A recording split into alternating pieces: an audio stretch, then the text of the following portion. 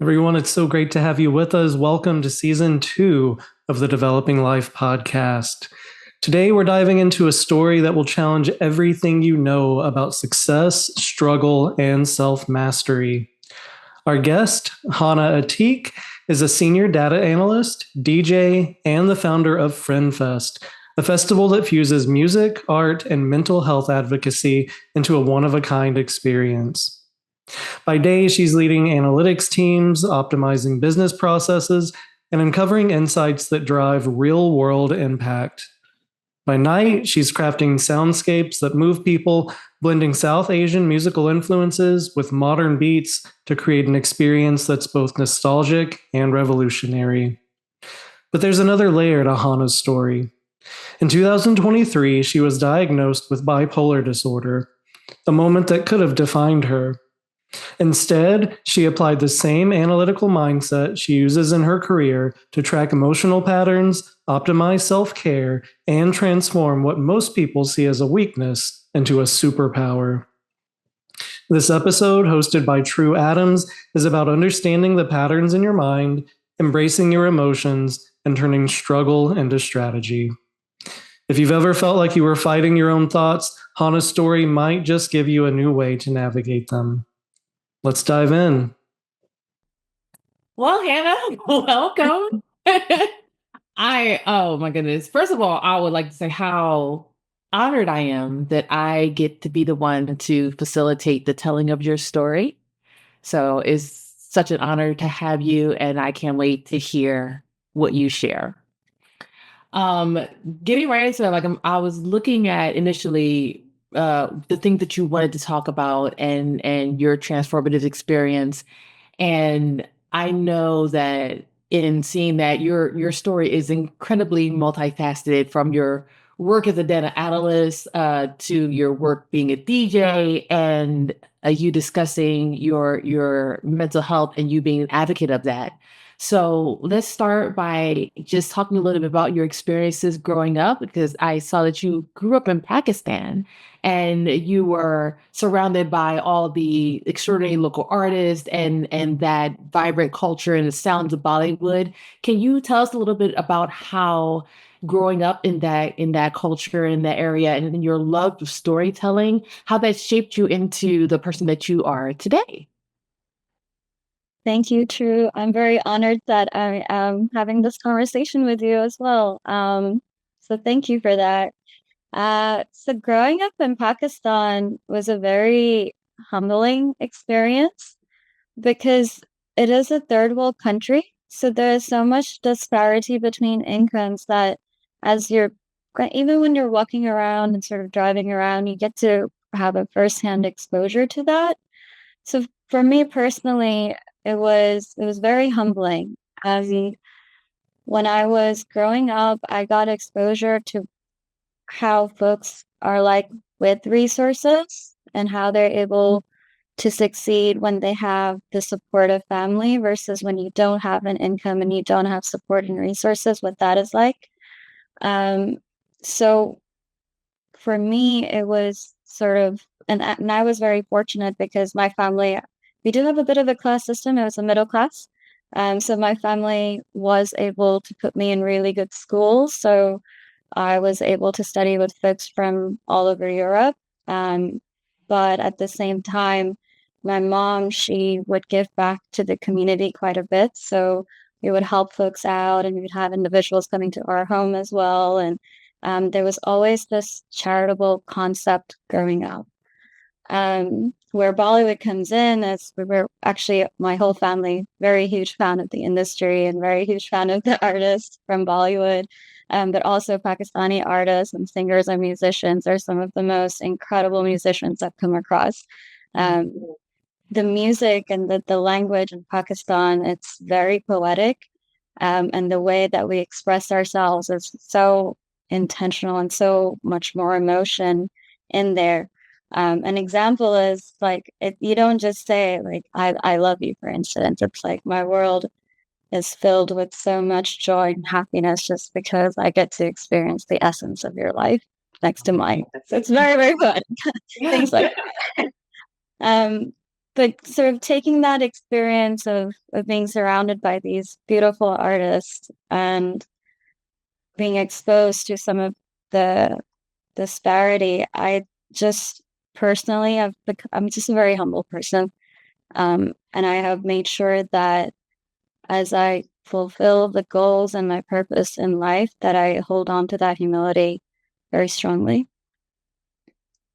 That's amazing. And that's important. Yeah. Okay. We're going to talk and shift a little bit and talk specifically about your diagnosis and how you got led to being an advocate for mental health. You were diagnosed with bipolar disorder in 2023. And can you tell us a little bit about that diagnosis, how that impact your perception of your surroundings and your world and your understanding of mental health? Absolutely. So, to start with bipolar, the history of that is my father used to have a mental disorder. It was unmanaged and undiagnosed, and inevitably led him to being an abusive individual. So a lot of the experiences that I had were direct exposure to mental, emotional, and physical abuse. And so I saw him hurting my mom, my sisters, sometimes myself, but also just hurting himself and not being in control of his emotions and his actions. And this was happening. All of us experienced it. My siblings and I saw this growing up.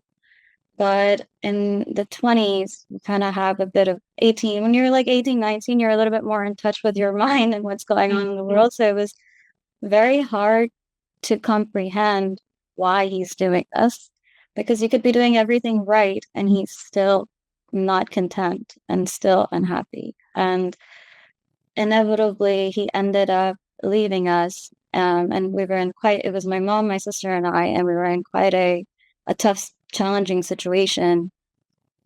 But for me, I needed to understand what happened or why, so that I can heal, because I didn't want to repeat his actions and what he has done. And I was so careful about it because at the time I didn't know that I had bipolar. I just knew that my emotions are really heightened and I am feeling a lot of pain.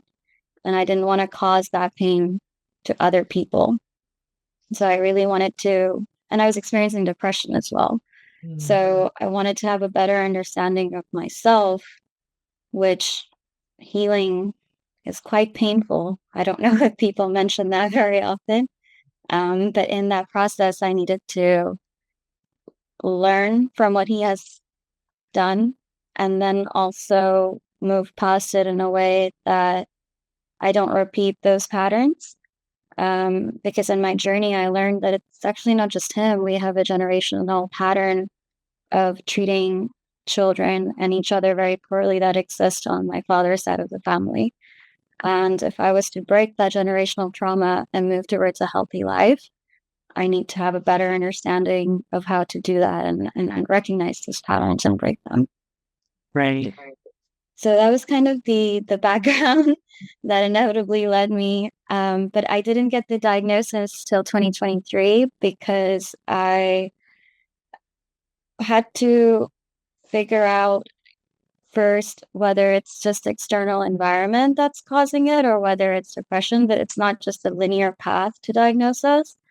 So I spent a lot of my time trying to work through a lot of things that were tough. And then when I was able to eliminate all these external stressors and still was experiencing it, that's when we realized, okay, this is actually bipolar. It's not just a temporary sort of a depression thing. It's not just anxiety.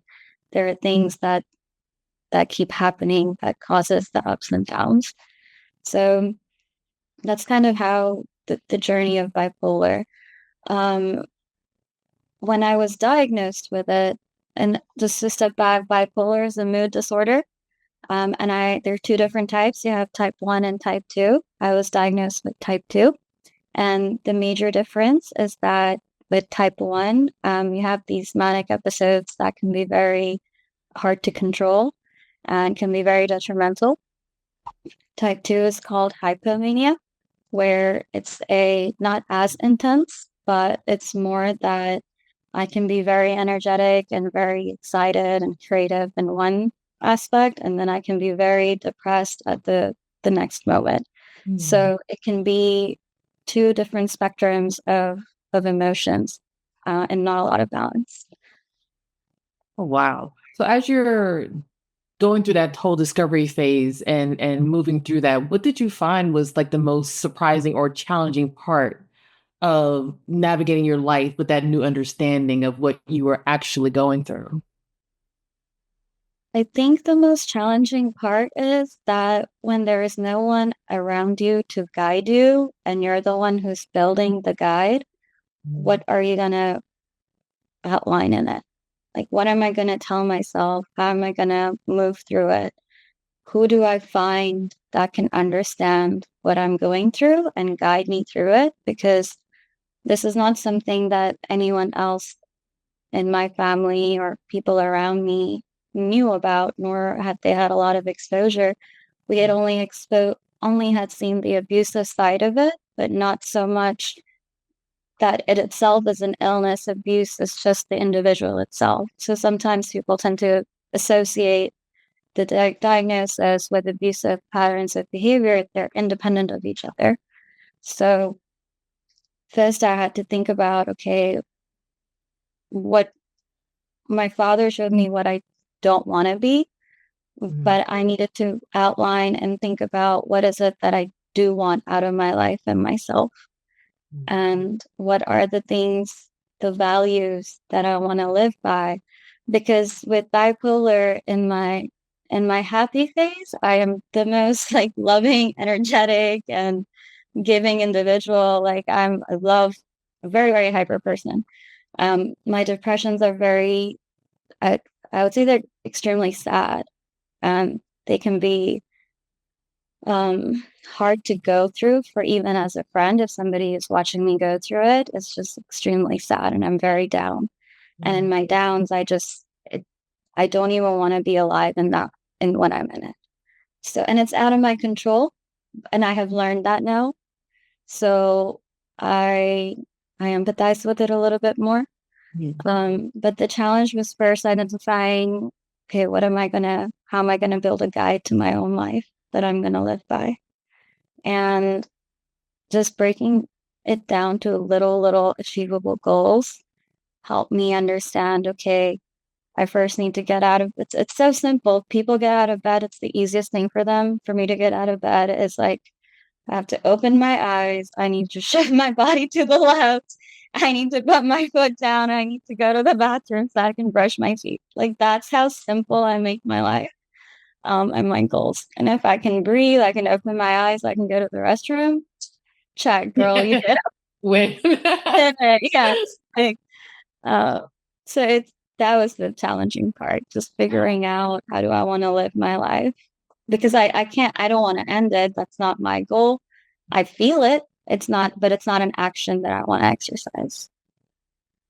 I think that's incredible and so courageous that you, in those moments, are still finding a way to move through and pivot into something that is going to have a positive outcome, especially when you've had the history of what something like that with your father, being left untreated and the challenges that he had faced and how his outlet kind of manifested itself. So that's amazing. And what you have done is taken those personal struggles and have turned it like pain into art, which is just incredible. Like I'm in awe of that. So can you talk a little bit more about how your experience specifically with your father led to you having that strength in whatever way that you could find it to be able to turn that pain into something more positive, and how that influenced your advocacy to work with your own healing journey? Absolutely. Um, I think that for me, I always have felt for a while that my purpose in life is a little bit more than what is expected of me, in a sense that my vision and my dreams are bigger. Yes. And it was the case because I was very fortunate that my community and my friends are some of the most kindest and loving individuals in the world. And when I needed support in whichever way I needed it, or if I needed guidance, I seeked it out, mainly because I didn't have I wasn't surrounded by it. Therefore, I wanted to seek it out just to make sure that I'm going on the right path. And sometimes there are things that other people are good at that you're not good at. And I think that's okay, because life is a learning experience. And one of the things I always say to myself, like, people are lessons and I'm a student of life. So if I can interact and learn from them, then I'll always grab something from them that'll help me move forward in life in a positive manner. Absolutely. But turning pain into art happened quite recently. I always used to actually write songs and write like poems and stuff. I never shared it with people. It was just something I would do. But in 2020, I had a husky. His name was Hades. He was a chocolate husky. And in 2023, he passed away due to cancer. And one of the things with bipolar is your emotions are enhanced. It's an chemical imbalance in your brain. So when I am feeling happy and feeling positive emotions, it is very much more enhanced than what a regular person would experience. And when I'm experiencing sadness, it is a very deep sadness, more so than what a regular person experiences. So when he passed away, I just couldn't handle it. And it manifested me physically as well. So I was struggling to walk from my left side. Um, I had kidney stones. I had all these infections. I went to the ER 3 times. I felt like I had lost something that was such a big part of helping me move through those very tough years. I lost myself when I lost him. And he was such a support for me. And in that time, I was just sort of practicing DJing because I thought, okay, this is something that I've wanted to do, explore, but was never really serious about it. But because I was so down and low every single day, I just felt that I needed to put my mind to something that'll bring some kind of joy, even if it's for a minute. Mhm. And with bipolar, when you're down and if you're really in your lows, you can't get yourself out of it. So, and this is all my personal experience. Everybody experiences a lot differently. So I just want to make sure I say this is my own experience and it might be different for somebody else. But I couldn't talk myself out of crying. So I would be crying nonstop for 4.5 hours. And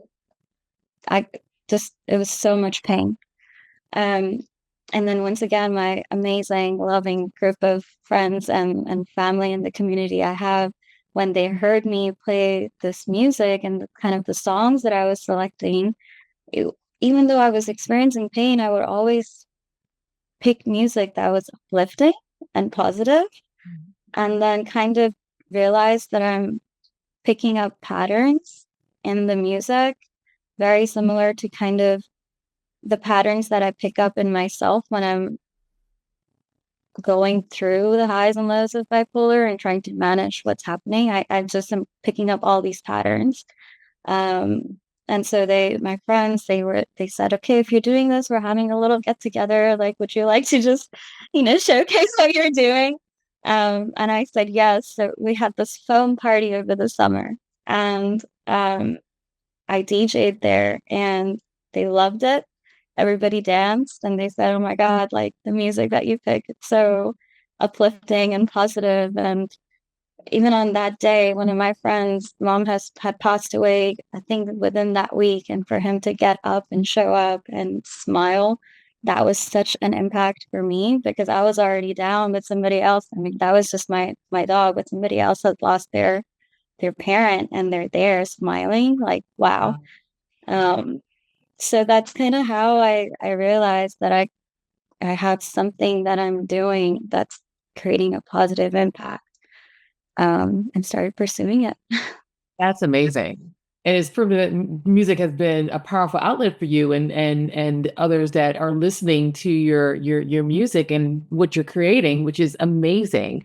So you find that creating this music kind of helps stabilize your mood, or does it allow you to really lean more into the emotions that you're experiencing at that time?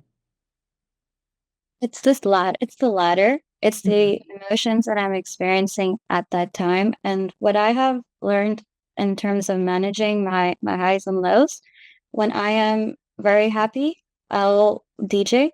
When I'm very sad, I'll write poetry. Oh, And so I'll express myself through poems and I'll express myself through words. But when I am in my, creative, excited kind of mode, I'm like, oh, I can channel that into music because I can relate to it and I love dancing. So um I always end up picking something that I know is gonna help people channel their grief, their pain, their happiness into something that'll make them move and make them feel just joy, even if it's for a moment. that's amazing. So most of the sounds that you're creating, are they influenced heavily by the Bollywood sound, or how do you weave that into the music that you're creating? Yeah, I so both Bollywood and Pakistani and just South Asian in general, I love weaving in vocals and instrumentals from that region. And I truly believe that there's such a heavy influence of music all over the world from one another. And we're so siloed sometimes, you don't really quite understand how music influences from one continent to the other.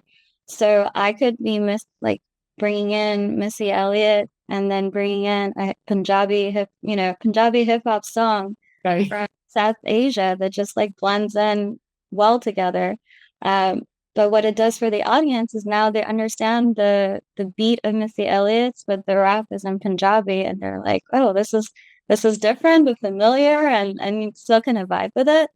So I really try to make sure that people understand how we all influence one another in such a positive way, and I'll blend in things from Africa, Latin, um, Italian, German, basically music from all over the world, taking in different vocals and melodies and bass and weaving it all in. Sometimes when some of the sets that I have, if someone is really paying attention, they kind of tell a story in different languages. So if you translate all the songs that I picked, they're all talking about the same thing and the journey and the story of something, if you really deep dive into it. Yeah. Um, but otherwise, I think it's just more about making sure that people understand how they're impacting one another. Mhm. Oh, you're just proving how universal music and the message is for everyone. And that's an amazing thing to experience. Oh my gosh. So let's pivot real quick and let's talk Yeah. about the beautiful brain of yours as a data analyst, which I could never.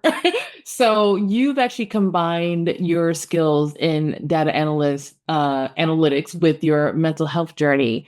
Can you first talk a little bit about your role in data analytics, and then can you share a little bit about how analyzing data has helped you find clarity or kind of cope with the chaos and what's going on in your life? So I just want to say I love data. I love it so much. I think from that it was Maslow's hierarchy of needs, like data needs to be in there. It is so important, and I don't think we all realize we are actually consuming data, not just like the videos and Instagram. We're actually consuming data all the time about like we're hungry, we need to sleep, we need to see our friends, we need to take care of ourselves. Like we're just always analyzing ourselves. And I the story that I've shared prior to this was happening side by side as I was learning analytics and math. So I did my undergrad in mathematics, and then I did my master's in business analytics, and got exposure to this world of analytics where you're looking at numbers and you're creating this visualization and you're asking questions like, what is this telling me about people or finances or anything that I'm picking? And I actually had started out practicing on financial data and marketing data to understand revenue and profits and these types of things. But once I had trained myself fairly well, I would just go to the US Gov site that has all this data and just like download it and learn about random things like food resource, for instance. What is it like for the US and resources and access to food? I did a competition with this incredibly intelligent group of women where when the law was turned, uh, uh, abortion law was turned over, we decided that we are going to analyze some data.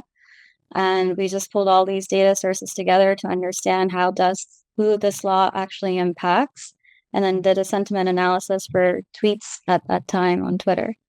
So it's just, data was just this world that I was pursuing because of I needed a career and I was liking what I was coming across, and I liked getting into it and the conversations I was having. The conversations I was having with people. And when you learn data analytics, you kind of learn these 5 questions of like who, what, where, when, why. Mhm. You kind of always practicing that.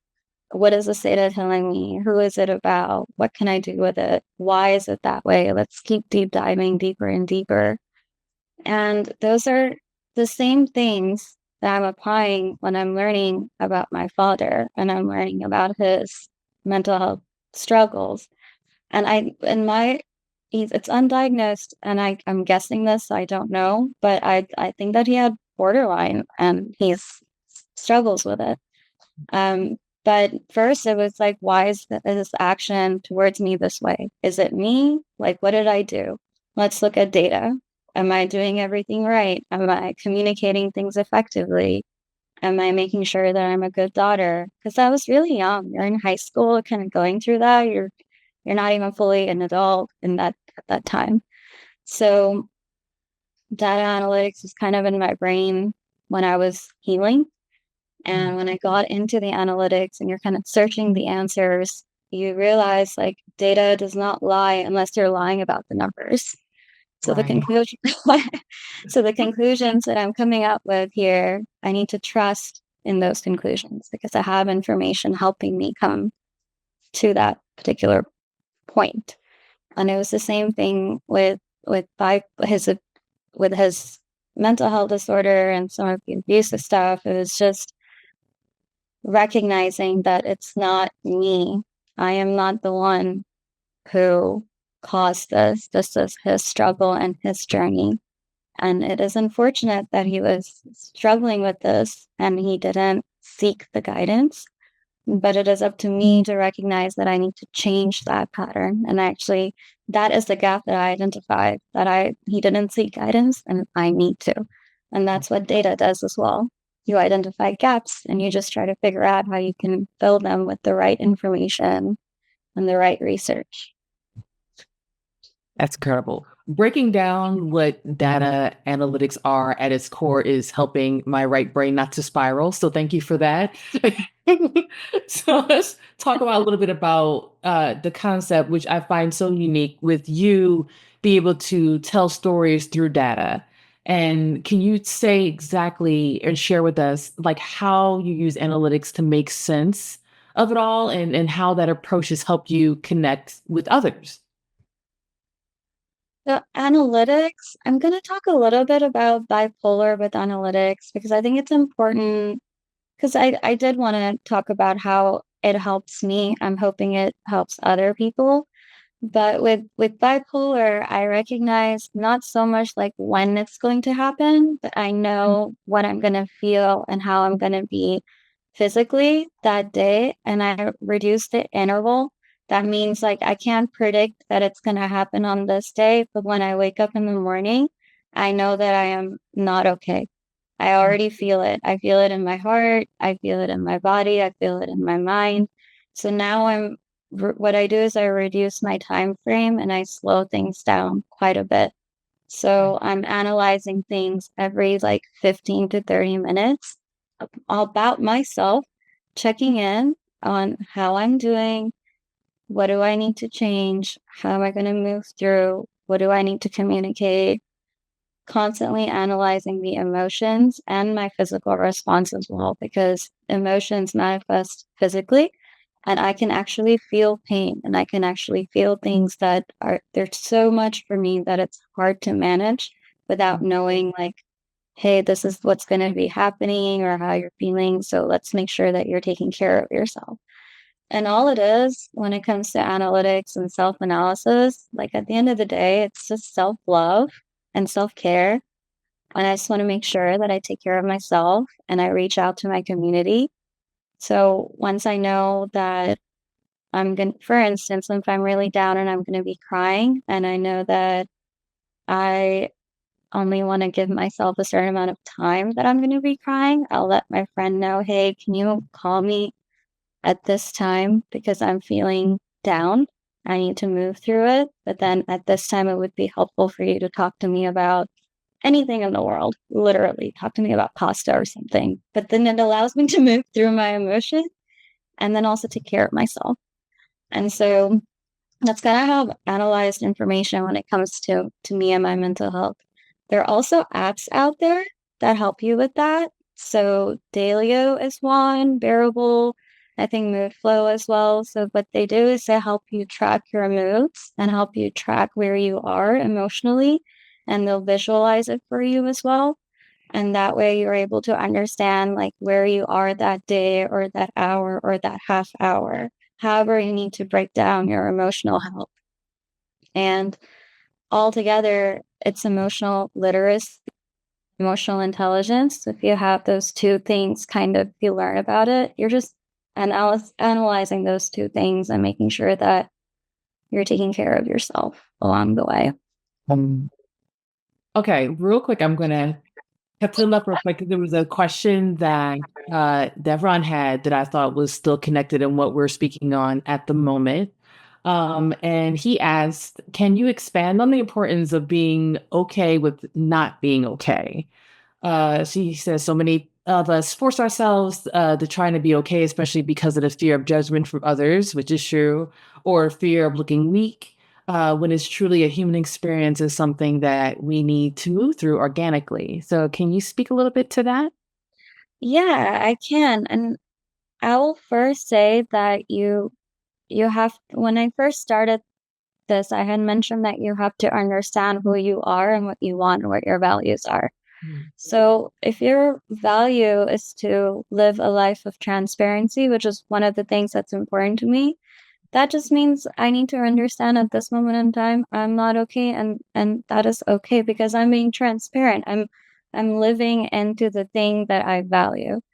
And the very first thing that I think individuals should do is you should learn to you should equip yourself with the vocabulary of the life that you want to live, and you should use that vocabulary every single day.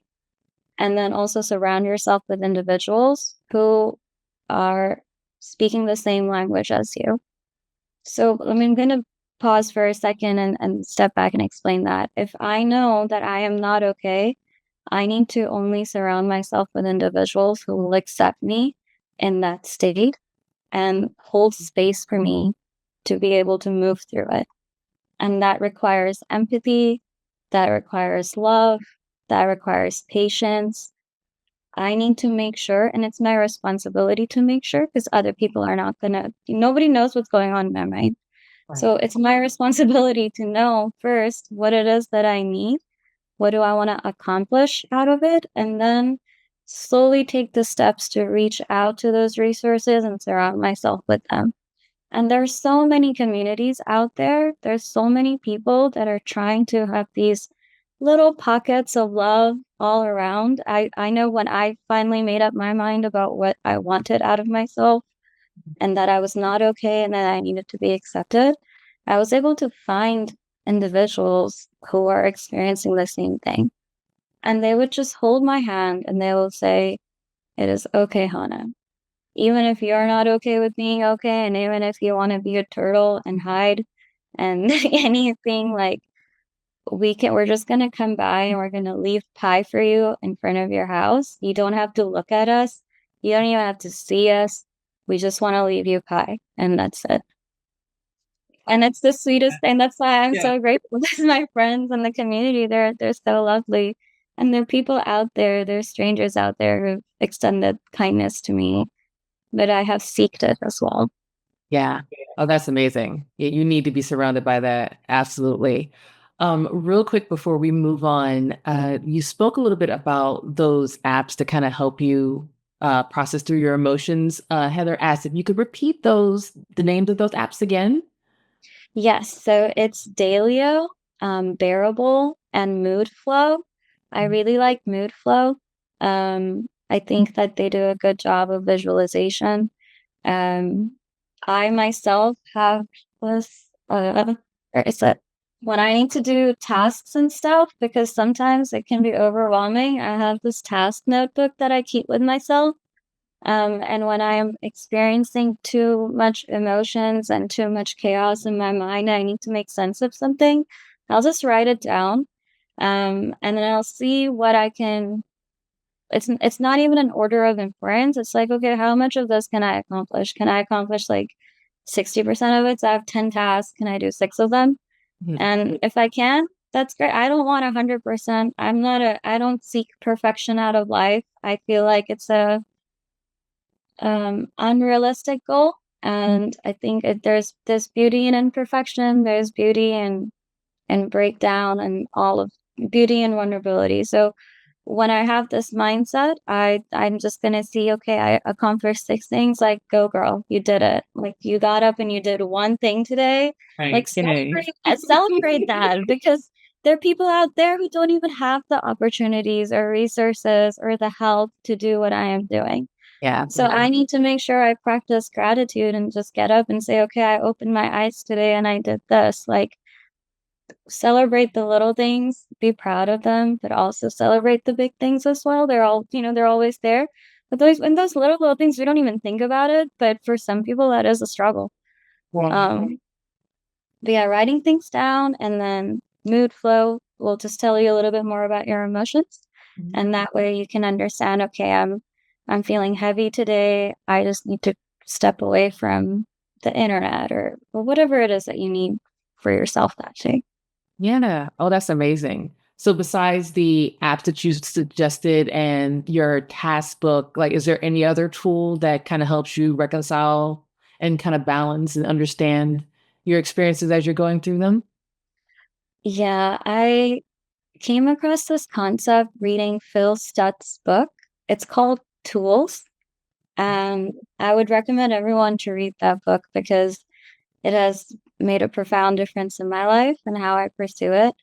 But one of the concepts that he shares in his one of the tools he talks about is, it's going to sound a bit strange, but I'm going to speak about it because it resonated with me.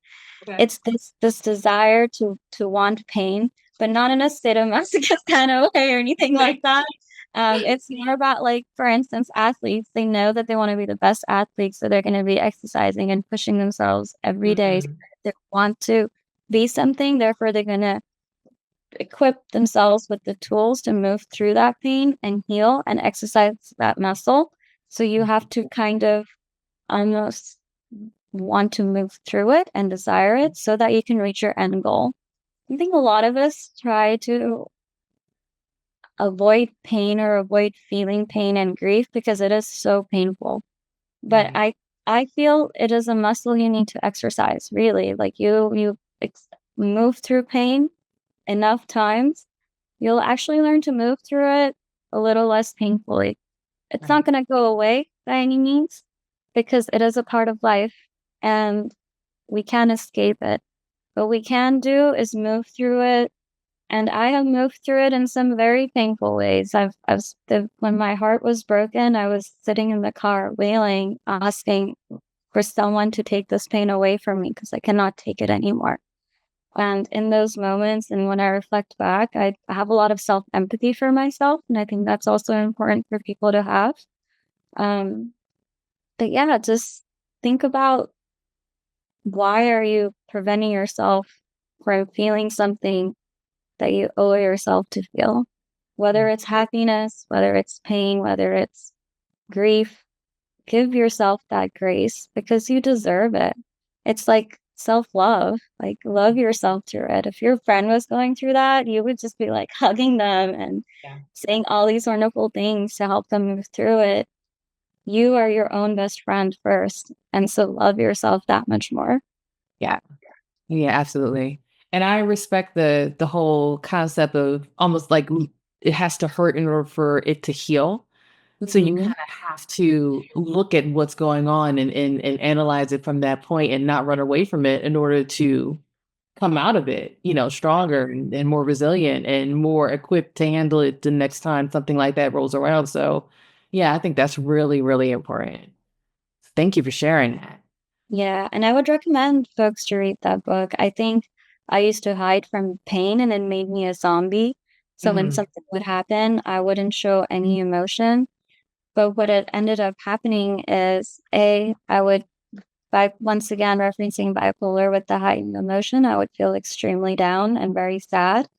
And then it started manifesting in me physically. So I would get cystic acne, inflammation all over my face, all over my body. So you might think that you are protecting or saving or hiding yourself from experiencing something, but your body holds on to it. Yeah. And it is going to come out in one way or the Present other. in some way. Yeah. It does. And the more self-aware you are about it, the more you're gonna be able and lean on people, the right people. The more you do that, the more it's gonna help you move through it in a way that's healthy for you as an individual. Yeah. Absolutely. Oh my goodness gracious. So let's let's pivot and we're gonna now talk about something that I was actually excited to learn more of, which is Friend Fest, this initiative that you created for the local Kentucky community, and you are a founder of. Let's talk about that and how that came to be. Yeah, oh my gosh, I love Friend Fest. I love talking about this. I'm very passionate about it. So, my group of friends, we all experienced these very profound emotions and scenarios in life, and we were very lucky that we found each other, and we've always created an environment. It wasn't always easy because we're not always mature at the time that we met each other, but we stuck around because I felt like we connected, that we needed kindness and community, and Mhm. because of that, we always kinda stuck with each other. But we would have these gatherings where everybody would come together to someone's house, and we would decorate it all with different things like tapestries and lights, and everybody brings food together, and then we have amazing music coming, like, music playing in the background. Um, and then it was just a place for us to have conversations, whether they were deep conversations or whether they were surface level of like, how are you doing? What's going on? But that's not usually my friends and I. We talk about a lot of different things and very tough conversations with each other as well. And one of my friends, he was like, "This is kind of like Friend Fest. This is what we're gonna call it." And we would just get together and have these amazing times. And we realized that after the following day, all of us feel lighter and we feel like we're not holding on to the heaviness of grief too much. And then we also are celebrating a lot of these happy things that are happening. So I asked them if it's okay for me to kind of introduce this concept to other individuals because I think we can use a little bit more kindness in this Yeah. world. And they're so awesome too. We're so welcoming. We just kind of want to. And once again, I found it, but it's very much inspired by the folks in my life. So it's a collaboration with both artistic friends and incredible individuals who have helped this concept come to fruition. And so that was where Friend Fest started. But then I was also always like big fan of immersive museums like Otherworld and Meow Wolf. I Yeah. just felt like a kid. And so I thought, okay, like I'm a DJ and we have this community.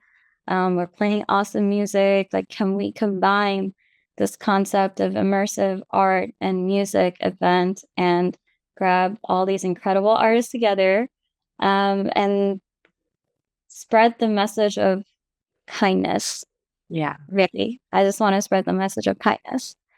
And that's how kind of FriendFest came into fruition. Everybody kind of came together and made it possible. Wow. Yeah, not me trying to figure out how to get to Kentucky real quick. I would love that. I think you'd really enjoy it. Yeah. Whenever that Oh, I had gosh. became a DJ, my instructor, he owns a EDM agency in Louisville called Inferno Collective.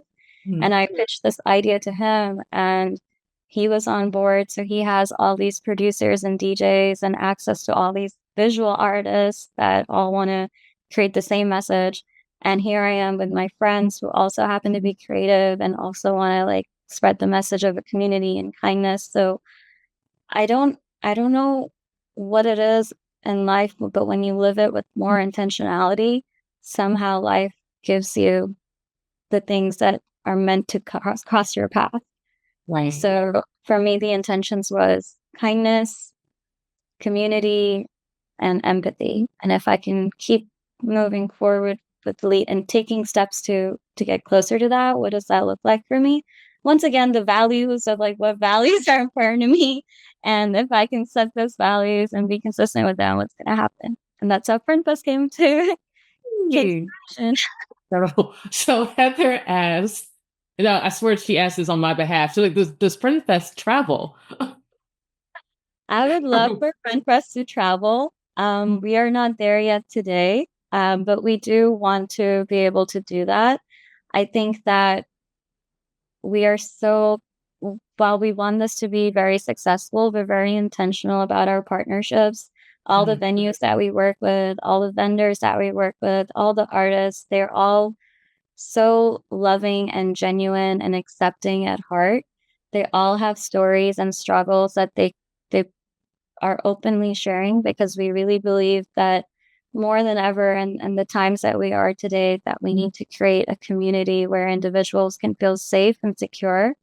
And because we're so intentional about it, we just want to make sure that we're working with the right partners and the right venues, because it's not just about, we're not doing it for the money. We really are doing it because we want to spread kindness in this world, and we want people to feel loved. And whether you're an introvert and you don't want to talk to people, but you want the environment to be safe where you can just do your art and listen to music, we create that environment for you. And we create activities where you can just kind of do your own thing, but still kind of feel part of an environment where you can look around and be like, okay, I'm out of my house, out of my home, and I can still do the art. That's amazing. Real quick, Daron actually asked, he would love to know more about what Friend Fest actually means to you.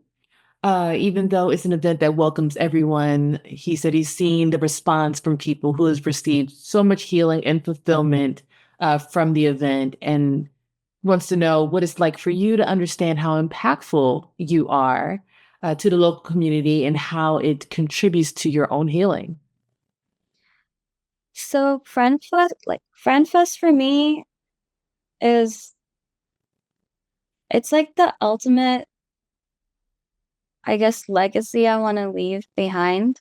Whether it is big or grand, I don't know what that looks like, but to me it's a legacy, because I know that my father, had he taken the time to heal and taken the time to check in with himself and give back to individuals in the community in a way that I have, that this legacy would be actually his, because he was he is a very, keep saying what, he's a very talented individual. He's very intelligent, he's creative, he writes or used to write poetry.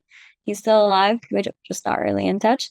But he used to write poetry, and he had this environment where he would invite musicians to come together. So the more I learned about his life a little bit more and where he came from, the more I realized I've actually have that in me. from him and from his side of the family. So FriendFest is the legacy of positivity, love, empathy, and kindness that I wish that I had earlier in my childhood a little bit more for myself, that I want to pour into this event to give back so that people can feel it. They can come in knowing that if they are feeling sad or happy or any which way, that they will be celebrated and loved and taken care of in that space. Like, I love that that's the legacy you want to leave behind and the message that you want people to take away. That's absolutely incredible. What are some of the ways that we could all support you in FriendFest? You just let me know when you're coming and how I can host you to Louisville. That would be great. I think that right now I would love to understand a little bit more about how we can, folks who feel the need to give back to the community, how we can partner with them to grow this in a way that keeps it consistent. And we can take this in different places. So if there are individuals that anybody on the call knows who would love to participate in something like this, or if you know of a venue owner who's very kind at heart and who would welcome this concept there, like connect with me, let me know. We're happy to take this to different places. We are very intentional about who we work with. And we also want to take our time for growth because we want to make sure that we do it right. But yeah, just connect with me, come to FriendFest, follow us on social media, follow the DJs and the artists that are a part of it, because while we are in Kentucky, I think Kentucky has so much talent, so much love, lots of individuals here that are trying to build something that's going to create a more positive impact in the world. And I feel that, and not only that, if you can understand the message of FriendFest, just live it daily. Be empathetic, be kind to yourself, to the people around you. I think that's the biggest way that you can support, because it's just an event, but it's based off of the values that we want to leave into the world. Great. Oh my gosh. I'm going to check real quick to see if there are any more questions coming in. If anyone wants to ask a question to Hana. But while I'm waiting for that, can you say exactly where people can find you online to get more information about you and FriendFest? And so what are your handles on social? Oh yeah. So by the way, my DJ name is DJ Begum. It is my mama's last name. And while I did not talk about her heavily in this podcast, she's an incredible woman, and she's been a very strong support for all of us children to succeed. And Begum means a woman of higher rank.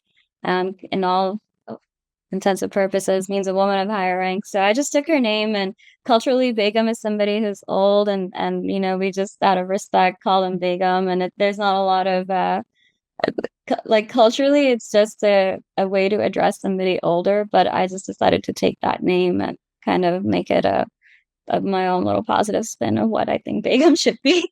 Okay. Yeah, I love that. So, yeah. So it's dj.begum, Begum on Instagram, and you can find FriendFest on Instagram as well under the FriendFest handle. We're also on Facebook, and you can find me personally, the Hana Ateeq, the real who I am, on pretty much on LinkedIn. My last name is spelled as Ateeq, and my first name is Hana. So yeah, Instagram, Facebook, we're there. You can also look at thefriendfest.com as well. All the artists, all the DJs, producers, dancers, creatives that are a part of this event, I've made sure that we all share their stories and their journey. So we are going to be doing a lot more blogs, a lot more articles to share who they are. And the best way to keep in touch with us is honestly just Instagram. Message us, connect with us, come to the event if you can. We make sure that we're absolutely accessible to individuals. We don't try to keep a lot of barrier between ourselves and the audience. So we're going to walk around and we'll ask you, like, how did you guys hear about this? What did you like about this? Like, do you want to be friends? And let's, have brunch together. It's a very warm and welcoming environment. Oh, that's amazing. We have another question from Devron. He said he would like to know, what your 5-year plan is for FriendFest. And we already know that traveling is phase two. Uh, we're at the pinnacle of what impact you hope that it will have and what that will mean to you. So my 5-year plan really is that I would like to have an immersive art and music venue in Kentucky, preferably in Louisville, just because the community is here. And I'd like to have this space that continuously instills the importance of kindness and self-love, connecting with yourself and individuals around you in the most like raw manner where you can be vulnerable and you're accepted for it and you're loved for it and you're not judged because we like experiencing shame is a very normal and human thing, but the way the antidote to shame is empathy. So Mm. sometimes you might not have a lot of self-empathy, but somebody else will have that for you. And Right. so I am hoping that once I have this, brick and mortar of this incredible museum that helps you channel your inner kid and you get to hear the music of artists and you have these little pockets of spaces where you can just be yourself, that you don't have to hide from the world around you. Like you let yourself embrace yourself and let other people embrace you. Yeah. Oh my gosh, absolutely. This has been an incredible interview. I'm so happy that you got to share. And we usually wrap up. Sure, we talk about what the people that we interview are inspired by. If there's any person or some concept or some feeling that kind of drives you and keeps you motivated. Can you share a little bit about that before we wrap up? Yeah, I can answer that. I think it's people like yourself, Drew, and Oh, Heather, wow. and Deborah, and my friends, my family, my mentors. It Mm, is the people who lead their life with intentionality, who want kindness to scream louder than anger, who yeah. want love to be louder than pain, I guess. These are we need to have more real conversations about real humans and what we're experiencing. And the inspiration really are there's no like big CEO or something. It's real people, real experiences around me that are the inspiration for this. And if I feel that if someone like myself, after everything that I've gone through, can hold space to transform and grow and give back, then perhaps somebody else might feel inspired by my regular journey and move towards a life that's healthy for them, both mentally, emotionally, physically, whatever that looks like. Absolutely. And that's so powerful. Thank you for that. Oh my goodness. So, any more questions? I think we are good. Shout out to any mentors. Yeah, yeah. We already did that. Yes. All right. Oh my gosh. Thank you so much for this. Thank you so much for sharing, for being here, for holding space for yourself and for us listening in and being inspired.